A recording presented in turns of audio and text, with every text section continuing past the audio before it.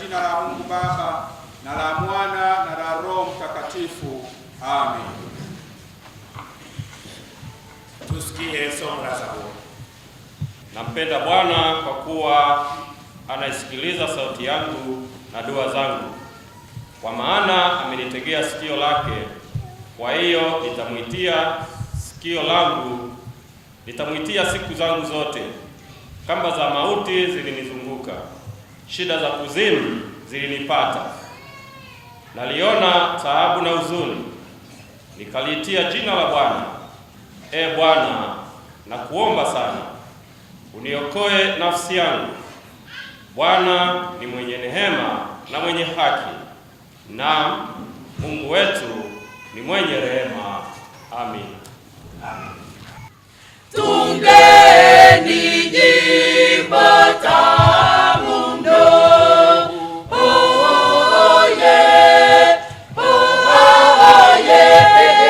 tazama, tazama kitoto kupita ndege wa anga. Haleluya, haleluya, nyimbo za Yesu na Maria. Tumepewa mtoto mwanaume na uwezo wa kifalme utakuwa begani mwake, naye ataitwa jina lake Mshauri wa Ajabu, Mungu mwenye nguvu, Baba wa milele, Mfalme wa amani. Maongeo ya enzi yake na amani hayatakuwa na mwisho kamwe. Katika kiti cha enzi cha Daudi na ufalme wake, kudhibitisha na kumtegemeza kwa hukumu na kwa haki, tangu sasa na hata milele. Wivu wa Bwana wa majeshi ndio utakaotenda hayo. Amina. Kweli amezaliwa mkombozi wa dunia, tufurahi sote. Kweli amezaliwa mkombozi wa dunia, tufurahi sote.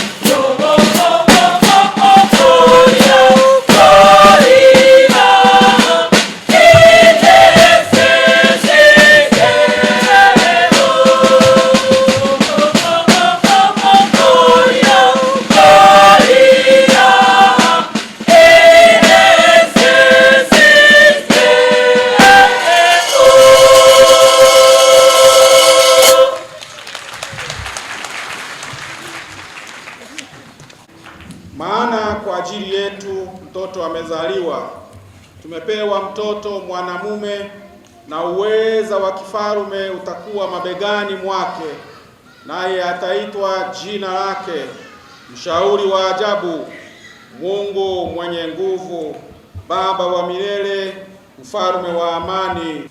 Wapendwa, nianze kwa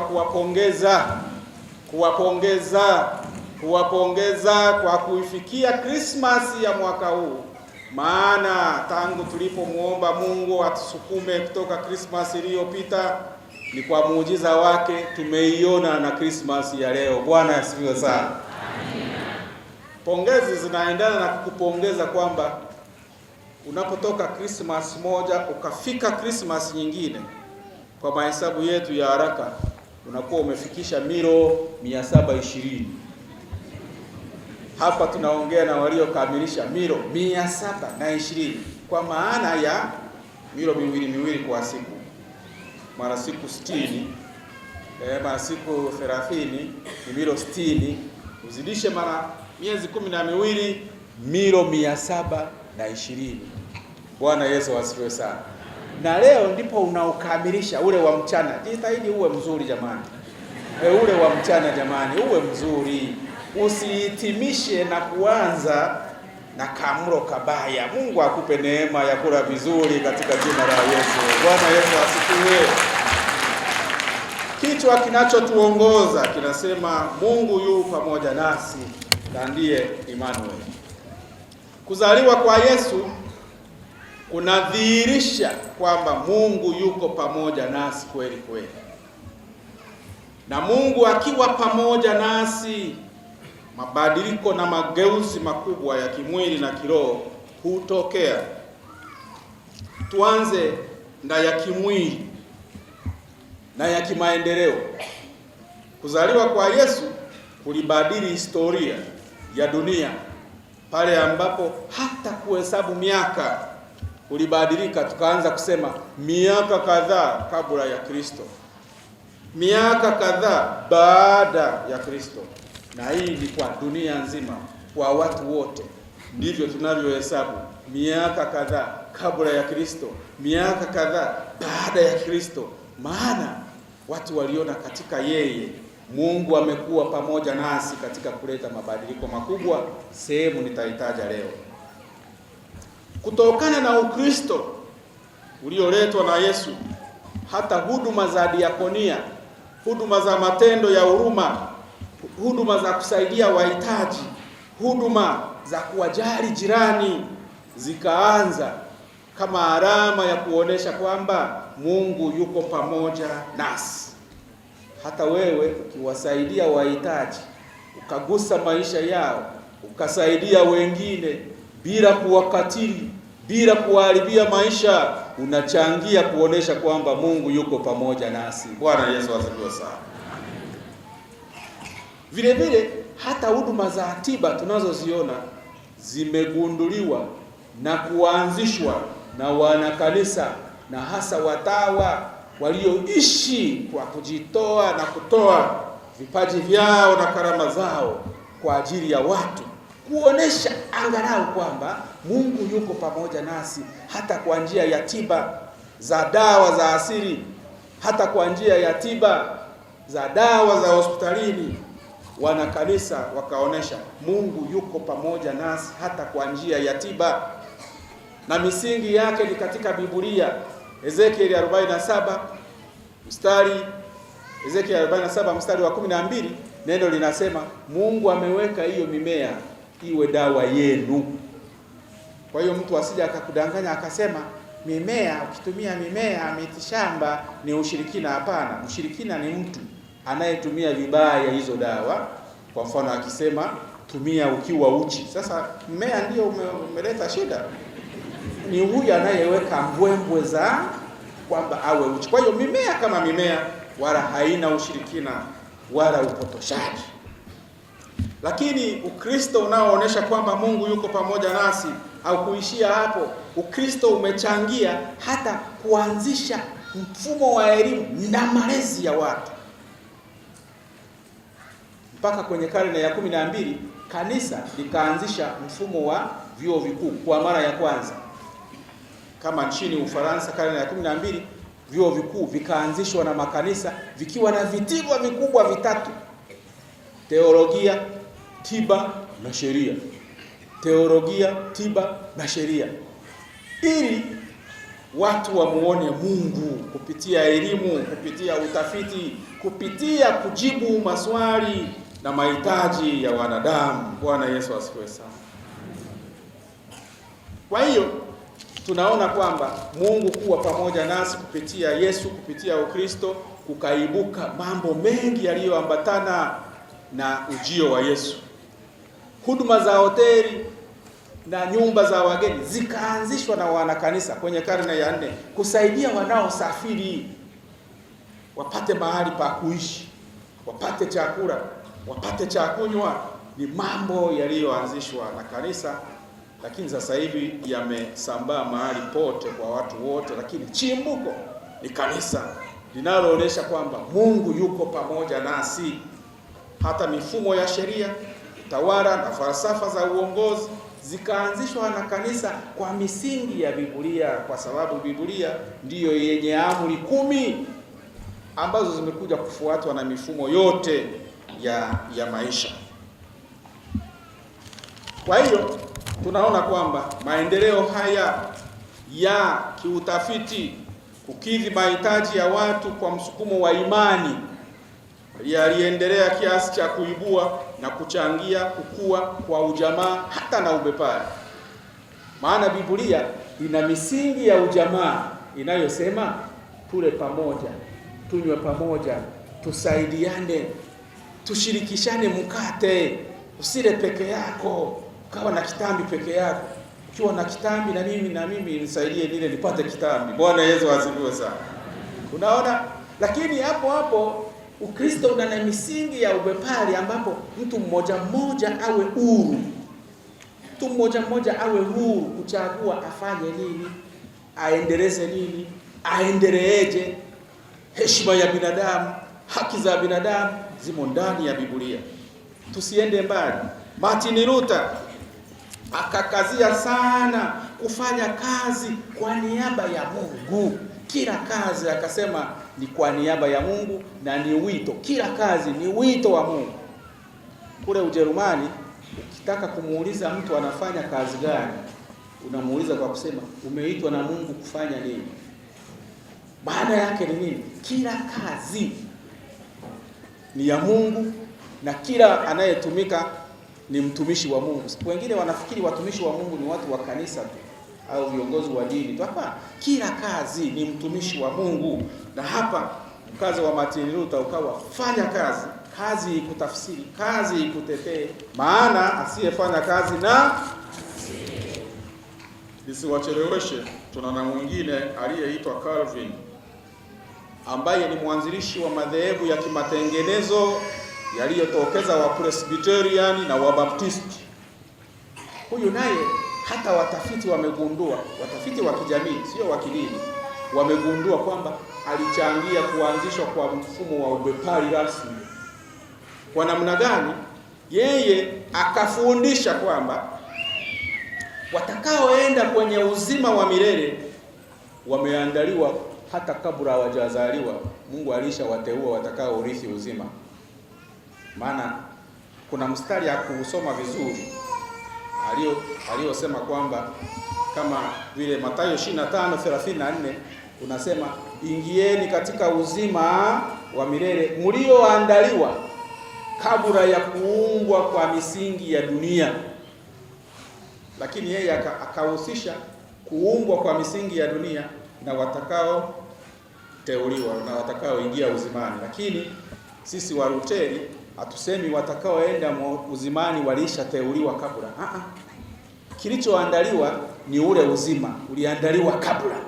Lakini watakaoingia inategemea jinsi ulivyoamua kumpokea Yesu au kumkataa. Hilo litachangia kwenda kwenye uzima au kutoenda kwenye uzima. Lakini huyu mkazo wako ulisema pale pameandaliwa na watakaoenda walishaandaliwa mapema. Kwa hiyo kuna vitu viwili hapo vya kuangalia. Alafu watakaoenda motoni nao walishaandaliwa mapema kwamba hao ni wa moto. Unamzaa mtoto lakini alishapangiwa moto wa milele, au huyu unamzaa alishapangiwa uzima wa milele.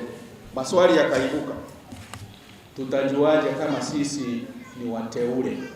Swali kubwa sana. nitajuaje? Majibu ya wafuasi wa Calvin yakasema, ambayo sio vizuri kuyafuata, yakasema ukiwa na hali nzuri katika maisha, ukaweza kupata mlo wa mchana, ukaweza kupata mlo wa jioni, ukaweza kupata kifungua kinywa, ukaona hata na masaa yanaenda, unaona na wiki imepita, mwezi umepita, ujue una na nguo, una na makazi. Akasema ujue wewe ni mteule. Ukiona hatufuati, ukiona una hali ngumu, hata saa ziendi na siku haziendi na wiki haiendi, ni kama mtu alituambia, tulimuona kwenye mtandao, anasema kwa wenye hali nzuri sana ya maisha, kwenye ubongo wao wanaishi miaka michache, maana siku zinaenda haraka. Lakini wenye hali ngumu sana, kwenye ulimwengu wao wanaishi miaka mingi tena ya mateso. Maana usipopata mlo wa mchana na usipopata mlo wa jioni, unaona ni kama miaka 10.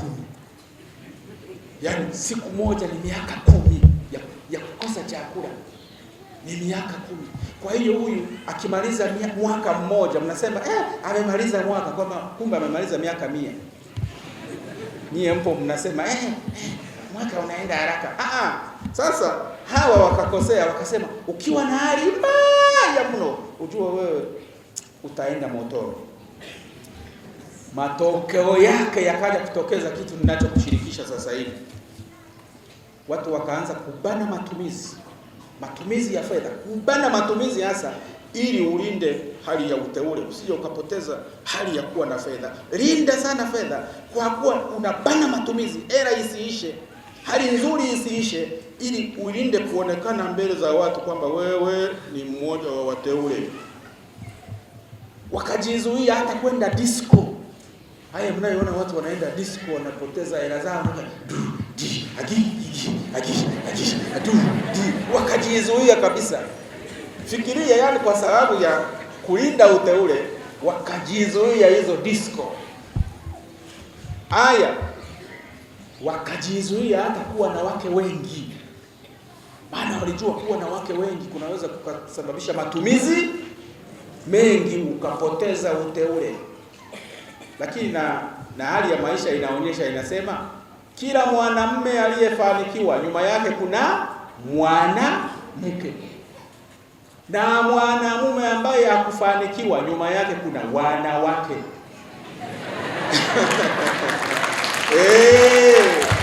Wewe angalia,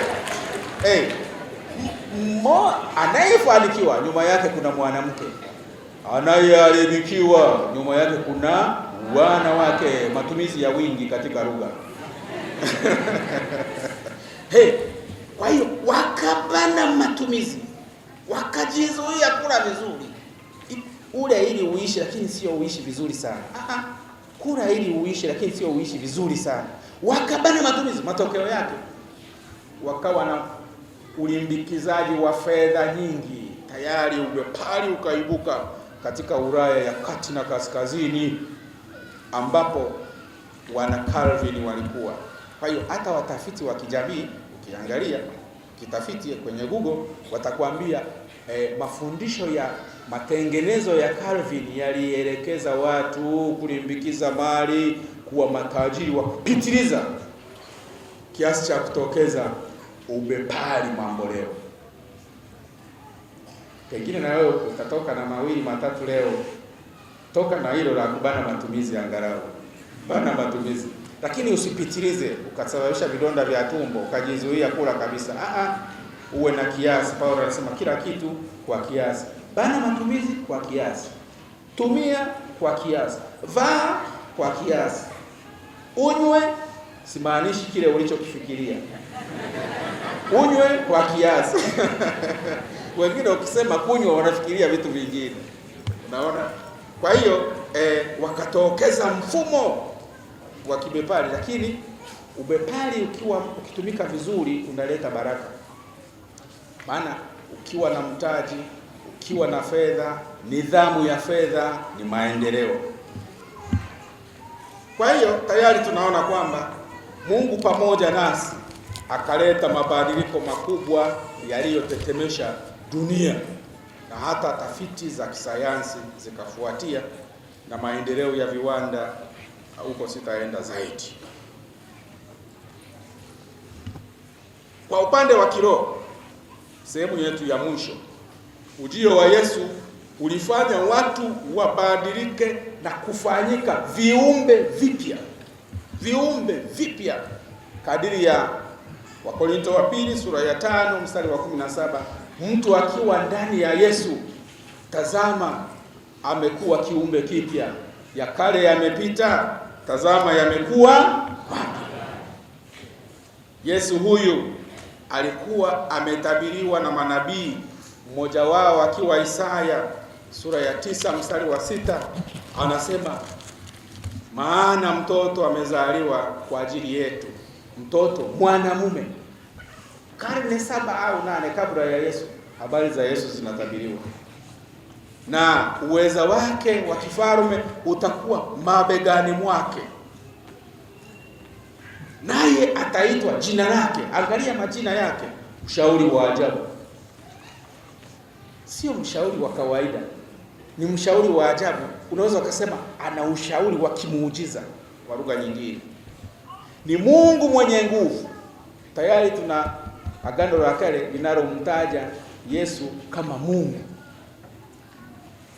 Mungu mwenye nguvu, Baba wa milele, mfalme wa amani. Anakushauri kwa njia ya kutumia watu.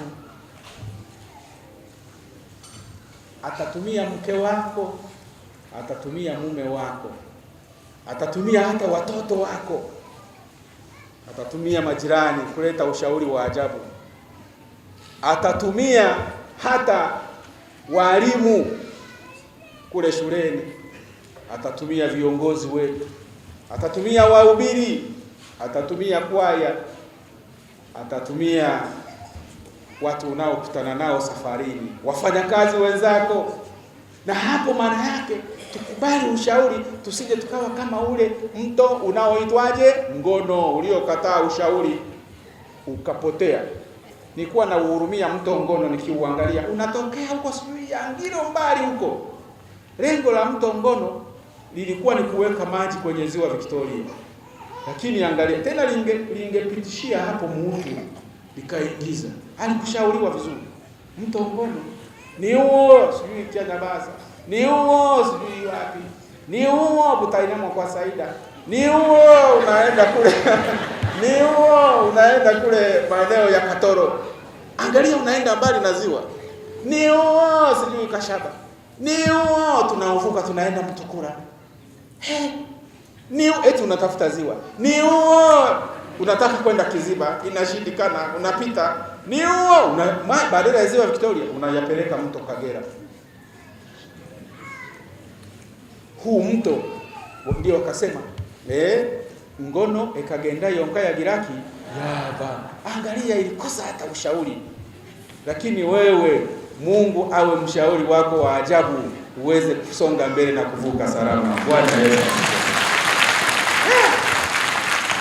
Lakini wanatuambia vile vile tukubali ushauri. Kuna ambaye wazo lake tu ndilo lipite, wazo lake tu, au hata likitoka kwa wengine anataka liwe lake.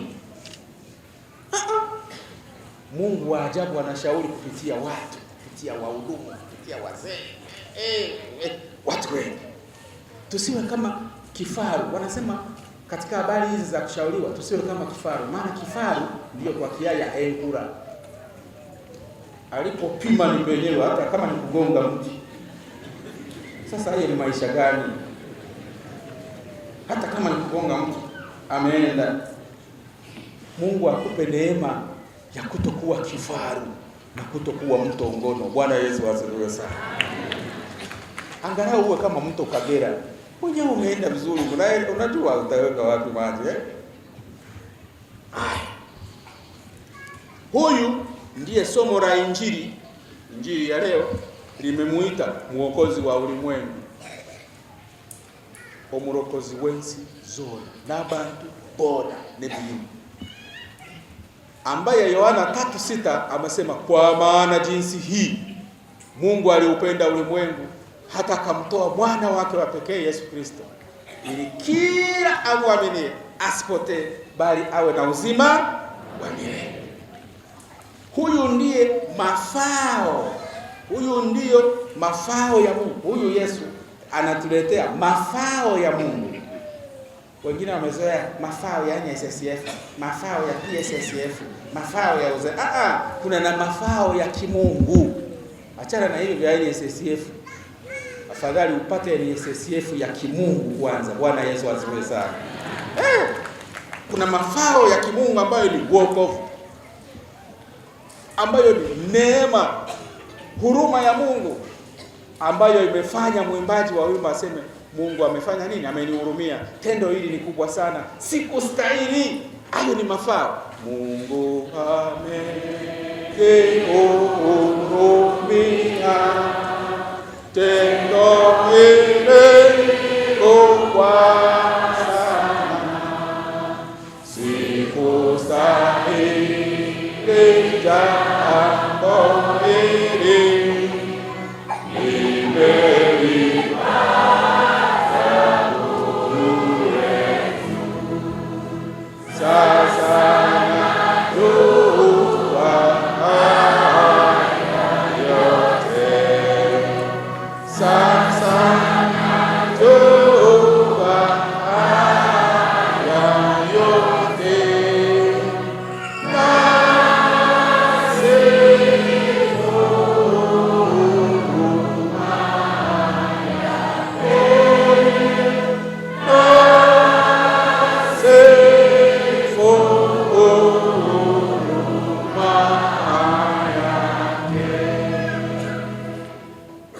Anasema wokovu, neema, upendo, kurithi uzima wa milele.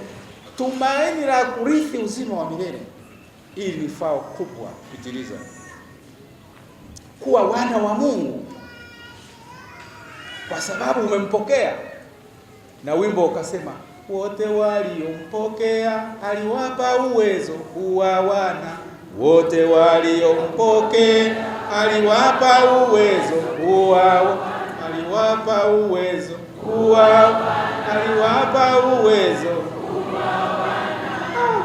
Kanisa kuu mnaelewa nyimbo zote, mahali pengine naimba peke yangu, lakini hapa bulikao yangu kutambaka.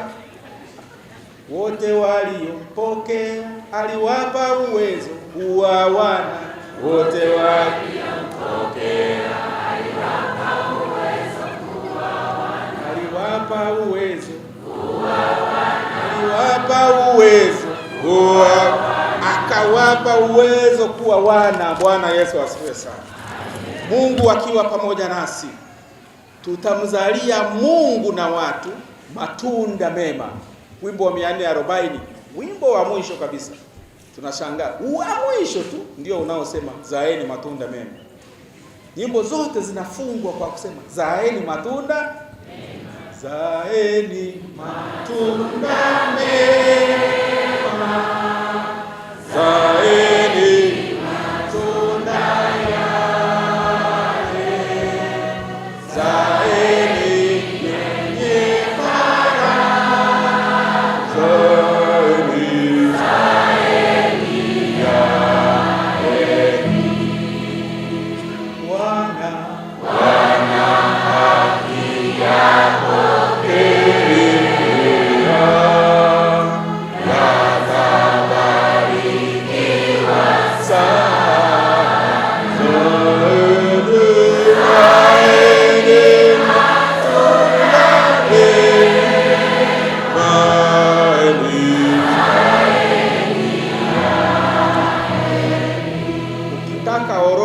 ya matunda mema ya Roho Mtakatifu utasoma mwenyewe wa Galatia 5:22 hadi 23. Ni orodha ndefu ya matunda ya Roho Mtakatifu. Moja wapo ni upendo. Ndio umeanza katika orodha ile ya matunda mema. Ni upendo. Upendo ukiwepo hakuna upendeleo. Maana Upendeleo ni upendo uliopitiliza, usio na kiasi. Kila kitu mpe huyu, kinachotokea sasa mpe huyu, mpe huyu. Sasa huo ni upendeleo, sio upendo. Upendo ukiwepo hakuna ukatili. Upendo ukiwepo hakuna ubaguzi wa kidini, wa kikabila, wa kiumri. Kuna mwingine anapenda watu wa umri wake tu, watu wa rika lake tu. Hakuna ubaguzi wa kipato, hakuna ubaguzi wa elimu, hakuna ubaguzi wa vyeo, hakuna ubaguzi wa kiutajiri na fedha. Na kama ingewezekana tungewapenda watu wote kwa usawa bila kubagua. Maana uwe tajiri, uwe na cheo, uwe na elimu, uwe na mambo makubwa, sisi sote ni wapitaji, hatuna mji udumuo. Mimi nimeshiriki kuzika wenye vyeo vikubwa, nimeshiriki kuzika wenye utajiri mkubwa, nimeshiriki kuzika wenye elimu kubwa, wenye umri mkubwa na umri mdogo. Ni hilo lisoma humo, ni kumtanguliza Mungu na kuachana na kubeba hivi vitu vya dunia ili Kristo atawale. Bwana Yesu asifiwe sana. Alexander mkuu wa Ugiriki ametuonesha kwamba ni kama yale majina yanayoitwa Bionabusha, yote ni bure. Majina ya Bionabusha yanamaanisha yote ni bure au yote ni ubatili. Alexander mkuu wa Ugiriki alitawala, akapanua dola lake karne kama ya 4 kabla ya Kristo, akatawala maeneo ya Uturuki, anaelekea mashariki, akatawala maeneo ya Irani, maeneo ya Iraki, sehemu ya India, sehemu ya Pakistan. Akawa tajiri mkubwa mwenye nguvu za kijeshi na kiutawala na kisiasa. Kifo kilimkuta akiwa Irani, lakini kabla ya kufa akawaambia wasaidizi wake waandike mambo matatu, ndiyo ninayosema sasa hivi. Akasema, jambo la kwanza, nikifa mwili wangu ubebwe na madaktari kuthibitisha kwamba wameshindwa kunitibu. Nikifa mwili wangu ubebwe na madaktari na wauguzi ndio walibebe kama ushahidi, huyu tuliyepambana kumtibu imeshindikana, pamoja na ukubwa wake na vyeo na mali na utajiri na ufalme. Jambo la pili akasema, mikono yangu muiweke hivi nje ya jeneza. Wale mnao Google kwenye internet wameonyesha picha yake, mikono itoke hivi nje ya jeneza, alama ya kuonyesha nilikuja bila kitu, naondoka bila kitu. Fikiria, huyu ambaye nimekuambia alitawala karibu mashariki nzima, mpaka anaitwa mkuu, Alexander mkuu. La mwisho linatisha, akasema, mkusanye fedha zote na dhahabu zote na almasi zote, ndio vikusanye, munizike navyo, alama ya kuonyesha kila mtu atafute vyake.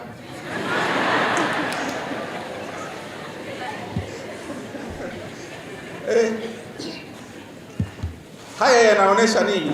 Kwamba sisi tuwe watu wa wote, tuwe watu wa wote, maana hapa hatuna mji udumuo, bali twautazamia ule ujao.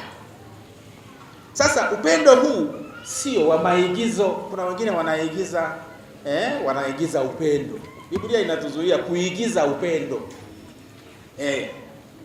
Wanaoigiza upendo ni kama wale ambao wanakumbatiana alafu huku sura inasema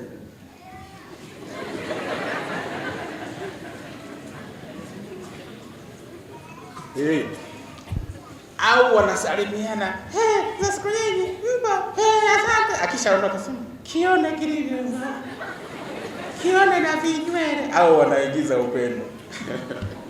Lakini vile vile ni upendo usio wa kudhaniwa.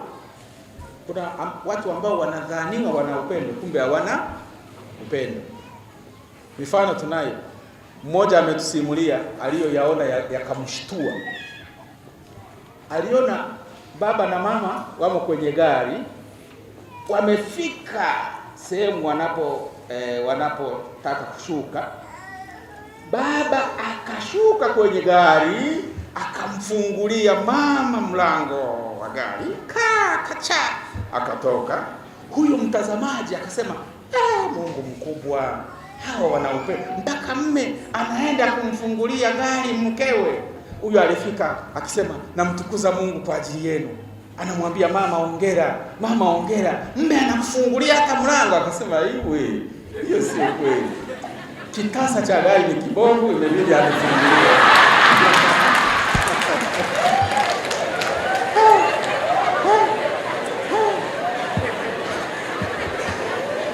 Tunaishi kwenye ulimwengu wenye changamoto nyingi.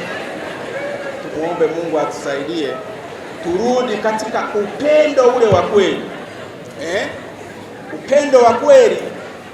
Upendo wa kweli ndio mwimbaji anasema, upendo ule ule, upendo ule wa kwanza, upendo alionipa Yesu, kamwe sitauacha.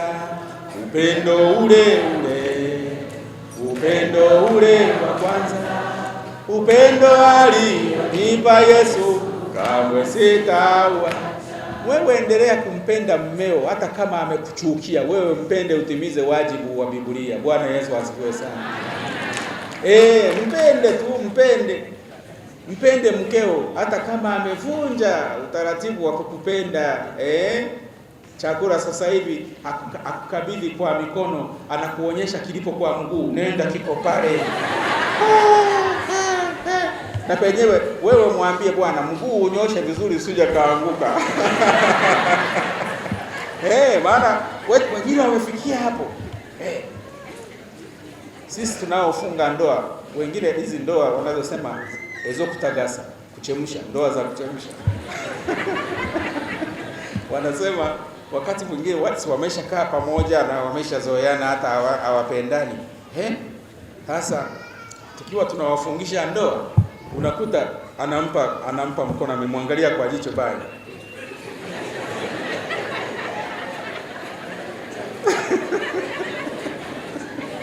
Eti mnafunga ndoa. Washabiki huko wanasema, wambambe maua, wambambe maua, ye maua. Wahusika wenyewe hawana cha fulani. Kwa sababu ameisha mchosha. Sasa hawana ule upendo ule wa kwanza. Biblia inasema na wimbo unasema, upendo ule ule, upendo ule wa kwanza, upendo alionipa Yesu, kamwe sita. Usikate tamaa, usiuache hata kama amekuchukia, hata kama hakupendi. Mungu anakupenda yawe. Bwana Yesu asifiwe sana.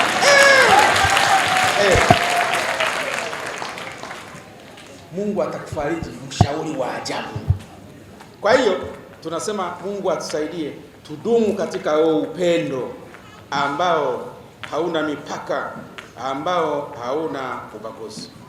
Mungu akiwa pamoja nasi, hakuna kupotosha na kuangamiza watu wala kuleta ghasia. Tunaposherehekea Krismasi hii, kuna yaliyoharibu lengo la mfalme wa amani maeneo ya Mbunda huko.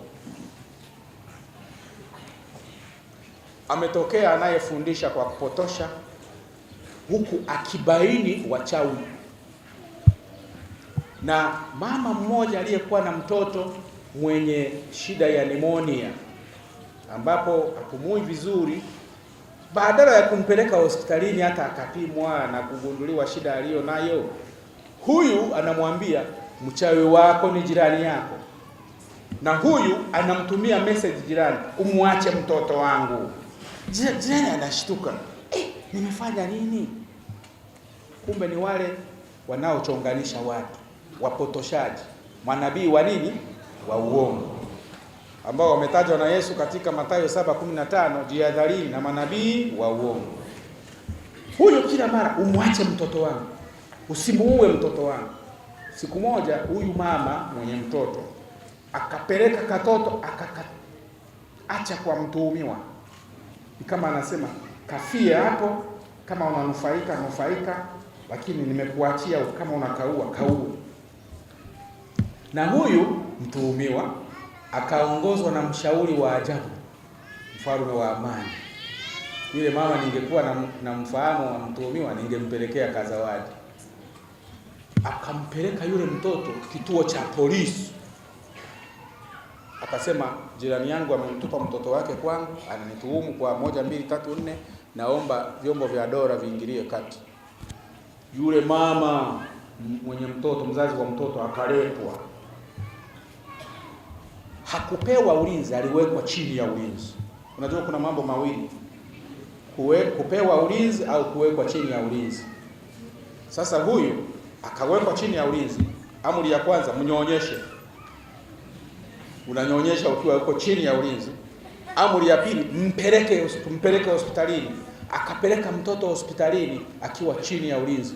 Mtoto akatibiwa, ikagunduliwa ni pneumonia, amepona. Mafundisho potoshi, ameokoka na kupona mtoto yule. Bwana Yesu asifiwe. Kwa nini tunayasema haya? Tunayasema haya kwamba turudi katika usahihi wa neno la Mungu. Hospitali ni Mungu ameziweka. Nimewaambia historia ya mahospitali. Dawa ni Mungu ameziweka. Nimewaambia historia ya Ezekieli 47 mstari wa 12. Ezekieli 47 mstari wa 12. Mimea imewekwa iwatibu. Kwa hiyo tayari tunaona kwamba Mungu akiwa pamoja nasi, hatutaangamiza watoto wetu kwa mafundisho potoshi. Mungu akiwa pamoja nasi, hatutapeleka mishahara yetu kwa mtume. Wengine sasa hivi wanapeleka mishahara yao inaishi kwa mtume. Wakitaka chakula wanamuuliza mtume, leo Krismasi nile nini? Mtume anasema ule ugali. Hata akitaka kusafiri kwenda Mwanza tu anamuuliza mtume, naweza kusafiri? Anasema hapana, hela imeingia kwenye uinjilishaji, utaenda mwaka kesho kutwa. Uhuru wa watu umepotezwa. Haki za watu zimepotezwa kwa mafundisho potoshi, kwa tafsiri mbaya za Biblia. Mungu atusaidie turudi katika neno ambalo litatukomboa na kutupatia uhuru, maana Mungu yu pamoja nasi. Bwana Yesu asifiwe sana. Mungu akiwa pamoja nasi, Zaburi ya jana ya 136 inasimama kuwa Mungu atatuokoa na maadui zetu. Unapoona umemaliza huu mwaka au umemaliza Christmas, tangu Christmas iliyopita kufikia Christmas hii, ujue kwamba maadui zako wameshindwa na wamerejea. Walikuwa wanakutafuta hawakupati. Bwana Yesu asifiwe sana. Na kila mtu ana msalaba wake na maadui zake. Mwingine amepangiwa maadui wawili tu kwenye maisha yake yote. Mwingine tuadui tunne. Unajua kuna maadui na tuadui. Mwingine amepangiwa tuadui tunne. Mwingine maadui 100. Mwingine maadui 1000, milioni 1, bilioni. Lakini Zaburi inasema Mungu amekuvusha salama dhidi ya maadui zako, wasiopenda taasisi yako, wasiopenda familia yako, wasiopenda maendeleo, hata unavyovaa. Hata hapa inawezekana kuna mtu anamwangalia jirani, hii kwa nini limevaa hivi? Mwingine anateswa na hayo. Tuko kwenye Mungu amenihurumia, yeye yuko kwenye lione vinywele. Yanayowatesa watu mbona ni mambo ya kawaida. Eti mtu amevaa, eti mtu ana gari, eti mtu ana nyumba. Mbona ni vitu ambavyo visiharibu undugu na Ukristo wetu. Bwana Yesu asifiwe sana. Kwa hiyo anasema amekuokoa na kukuvusha, Zaburi ya 136. Na anaendelea kusema kwamba kwa kuwa amekuvusha salama, basi ukamshukuru. Zaburi ile ya 136 inasema mshukuru Mungu kwa kuwa amekuvusha.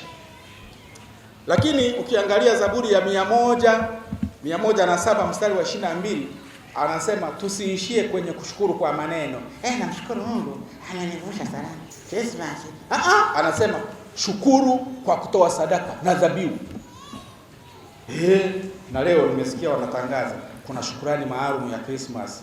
Mungu akupe neema ya kuona yote Mungu aliyokutendea na umshukuru kwa ajili ya hayo mema. Mshukuru kwa dhabihu, mshukuru kwa fedha, mshukuru kwa sadaka, kwa shukurani. Hata wale walioenda kuona Yesu alivyozaliwa, tunaambiwa walianguka, wakasujudu, wakamtolea hazina zao, wakamtolea fedha, wakamtolea uvumba na manemane. Sasa mimi manemane nilishinda kuielewa, lakini nikasema tuiweke kwenye Kiingereza, bring manemane. Oleta mahera. Oleta mahera. Mara ogalete na oshemererwa.